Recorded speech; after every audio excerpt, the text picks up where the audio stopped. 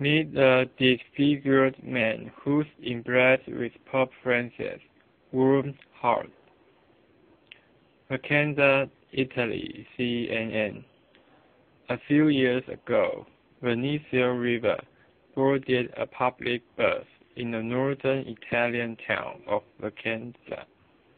He went toward the nearest vacant seat, but before he could sit down, the man in the adjacent seat snapped, "Go away, don't sit next to me." I wanted to answer back, but I controlled myself, recalled Vinicio, now 53 years old.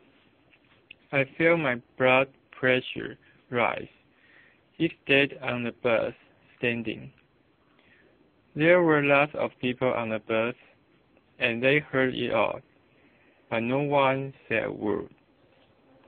Vinicio has long been accustomed to the unkindness of strangers. He suffered from a non-infectious genetic disease, neurofibromatosis, type 1. It has left him completely covered from head to toe with growths, swellings, and itchy sores. His mother suffered from the same illness before she died, and his sister has a milder version of it. His aunt, Caterina Lato, said his undershirt is often completely soaked in blood that seeps from the sores. In early November, Vinicio traveled with his aunt and dozens of others from northern Italy to the Vatican City, where they attended a morning public audience held by Pope Francis. Vinicio, who had difficulty staying on his feet for long, was in a wheelchair. We didn't think we would be so close to the Pope, but the Swiss guard kept ushering us forward until we were in a corner in the front row, recalled Lato, a woman in her late 60s with a quick smile and an infectious laugh. When he came close to us, she said, I thought he could give me his hand. Instead, he went straight to Vinicio and embraced him tightly. I thought he wouldn't give him back to me. He held him so tightly. We didn't speak. We said nothing, but he looked at me as if he was digging deep inside, a beautiful look that I would never have expected. Vinicio, accustomed to stares of shock and fear, was initially confused by the pontiff's lack of hesitation. He didn't have any fear of my illness, he said.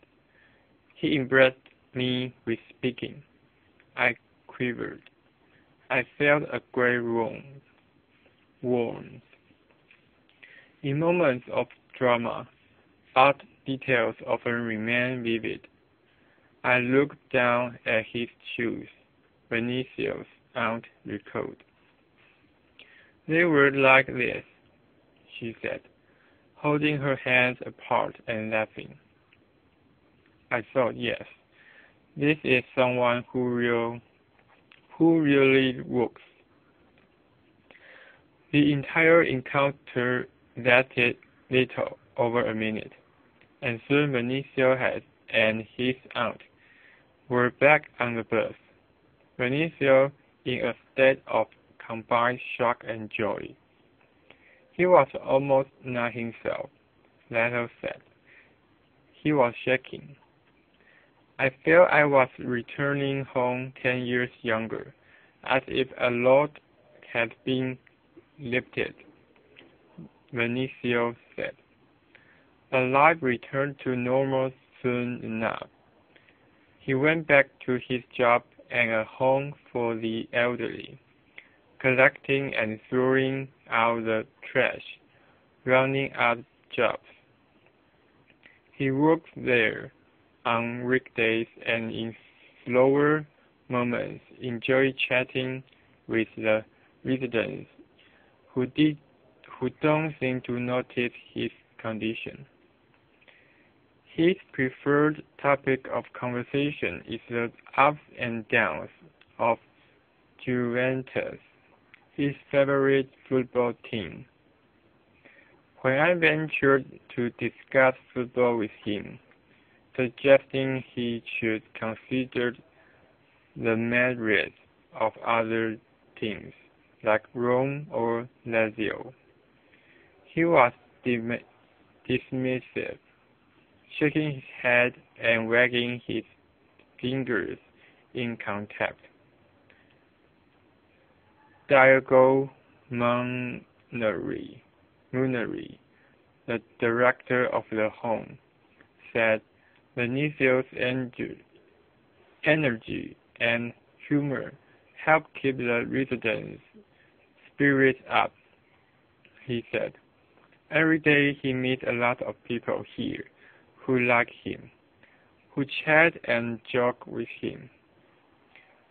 When Benicio finished work, he rides his bicycle back to the flat. He shares with his sister, Marina. Aunt Katerina says he can be lazy when it comes to preparing meals, and often prefers to make a sandwich to avoid having to wash the dishes.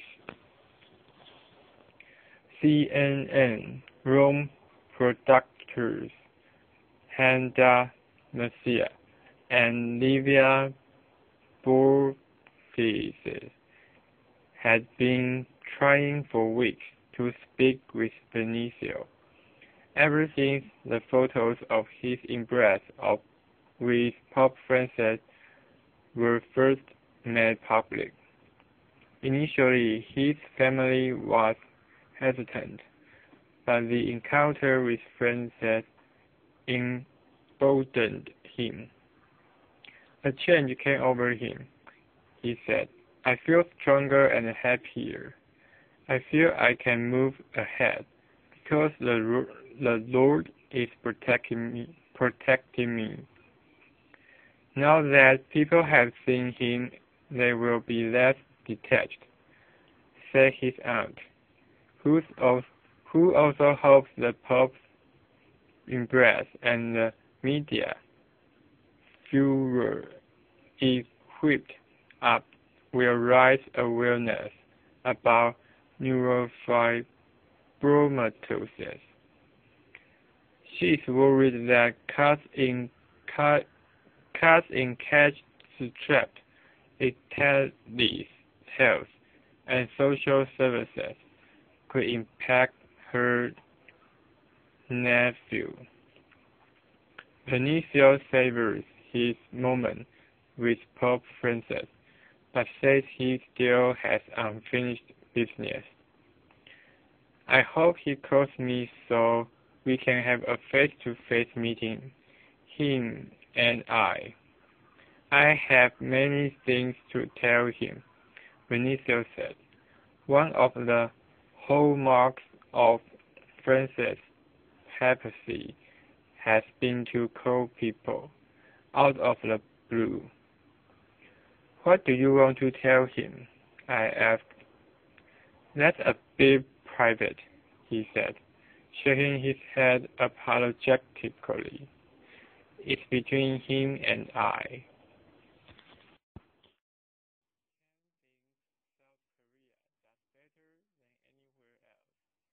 CNN. For small country. It ranks 109th in the world for total area, right behind Iceland. South Korea, sure, is in the news a lot. Occasionally, that news is green, something to do with a troublesome cousin across the border. Sometimes it's pure mainstream pop, a bunch of cute singers taking down Lady Gaga on the world stage. Sometimes it's just plain astonishing. No one throws out the first pitch at a basketball game with as much panache as South Koreans. From the weird to the wonderful to sci-fi stuff from a Samsung Galaxy far away. Here on things South Korea proves of more spectacularly than anywhere else. Number 1. Wild culture. Want to see what the future looks like? Book a ticket to the country with a worldwide high 82.7% internet penetration and where 78.5% of the entire population is on smartphones. Among 18 to 24-year-olds, smartphones penetration is 97.7%. While they are chatting away on emotion reading, messenger apps such as Neverline or Kakao Talk. South Koreans also use their smartphones to pay at shops, watch TV, not YouTube but real-time channels, on the subway, and scan QR codes at the world's first virtual supermarket. Hyundai plans on rolling out a card that starts with your smartphone in 2015. Samsung, in the meantime, has been designing a curved phone. Crazy displays of technology already in place but not yet distributed can be seen by appointment at TUM, Korea's largest telecom company, SK Telecom's Future Technology Museum. Second, whipping out the plastic. South Koreans became the world's top users of credit cards 2 years ago, according to data from the Bank of Korea. While Americans made 77.9 credit card transactions per person in 2011, and Canadians made 89.6. South Koreans made 129.7. It's technically illegal for any merchant in the country to refuse credit cards, no matter how low the price, and all cabs have credit card machines. All that flying plastic makes Seoul one of our top shopping cities in the world. Third, workaholics. South Koreans are so used to studying.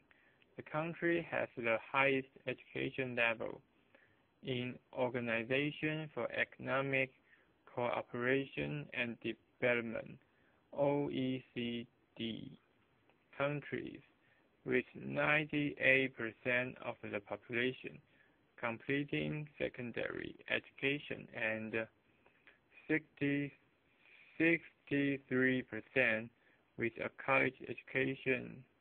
They can't get out of the habit once they reach the workforce.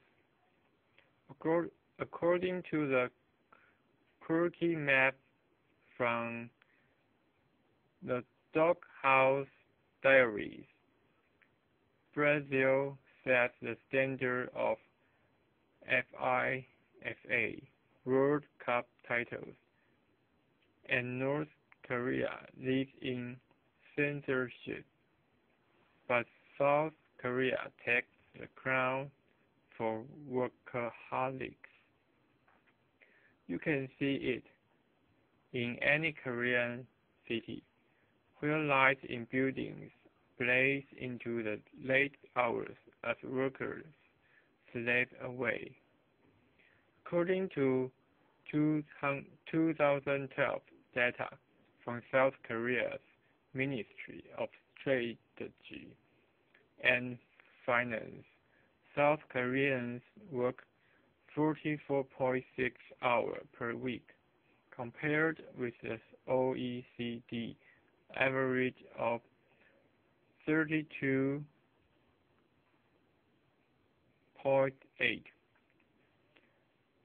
Fourth, business booming.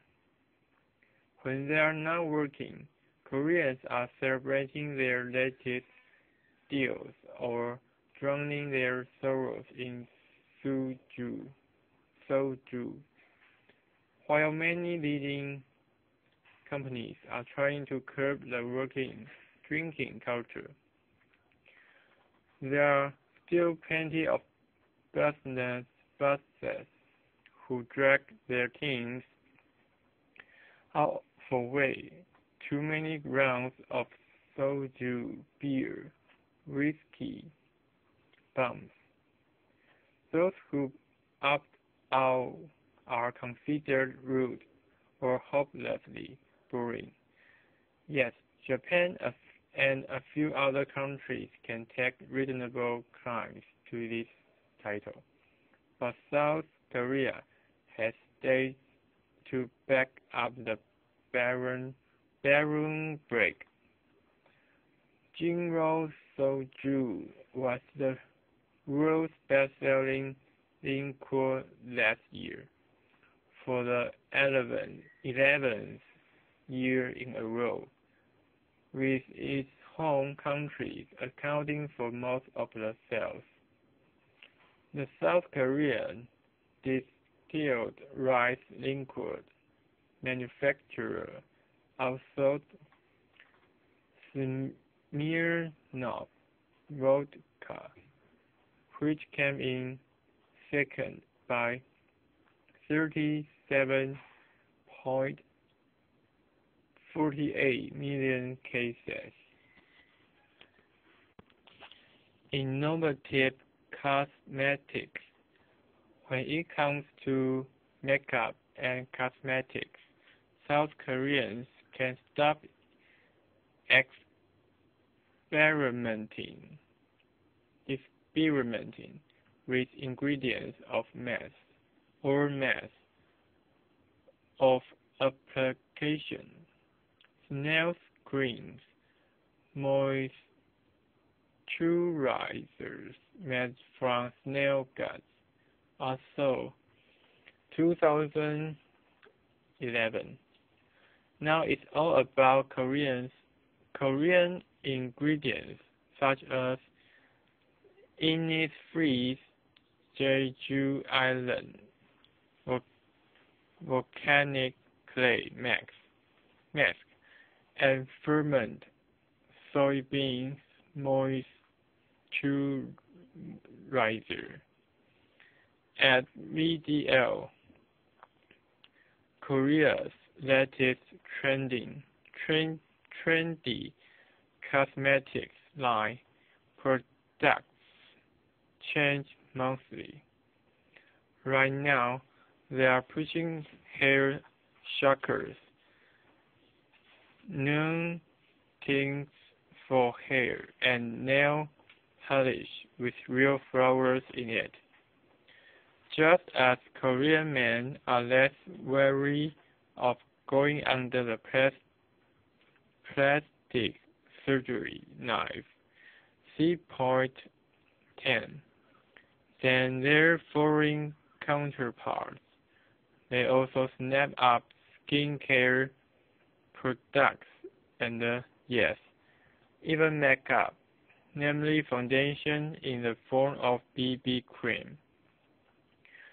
South Korea is by far the largest market for men's cosmetics, with Korean men buying a quarter of the world's men's cosmetics, around 900 million a year, according to Euromonitor. 6. Female golfers. The Economist posed a $1 million question earlier this year. Why are Korean women so good at golf? The rankings are staggering. Of the top 100 female golfers in the world, 38 are Korean. Of the top 10, 4 are Korean. In B Park, 25 is the top-ranked player in women's golf and was the youngest player to win the U.S. Women's Open. In January, Lydia Ko, 14, set a record for the youngest woman to ever win a professional golf tournament. Chalk it up to crazy Korean competitiveness or to the tiger mom dad theory. Golf Sari Pek's father is infamous for making her sleep alone in a cemetery every night to steal her nervous. But the phenomenon certainly begs study. Widely thought to be a response to Korean domination of the sport, the U.S.-based LPGA passed a requirement in 2008 mandating that its members must learn to speak English or face suspension. StarCraft. One country's hopeless nerds are among another's highest earning celebrities. StarCraft is actually a legitimate career in South Korea, with pro gamers raking in hundreds of thousands of dollars in earnings in addition to endorsements. Since the game launched in 1998, nearly half of all games have been sold in South Korea, where boys, girls, men, and women drop by for a night of gaming in giant video game parlors. There are cable channels devoted solely to the games, and the cultures had led to approximately 14% of Koreans between ages 9 and 12 suffering from internet addiction, according to the National Information Agency. To try to crack down, the government passed a ban that the shutdown law, or Cinderella law, 2 years ago, prohibiting anyone 16 and younger from game websites. The ban has been widely ignored. 8. Flight attendants. Flight attendants from airlines around the world come to Korean airlines training centers to learn proper airborne charm. Ask anyone who's ever flown to Korean airline and dare them to say the service isn't the best they've ever had. It's not just the sweet smiles that greet every little request, but the almost chemical looks of suicidal despair when they somehow run out of bibimbap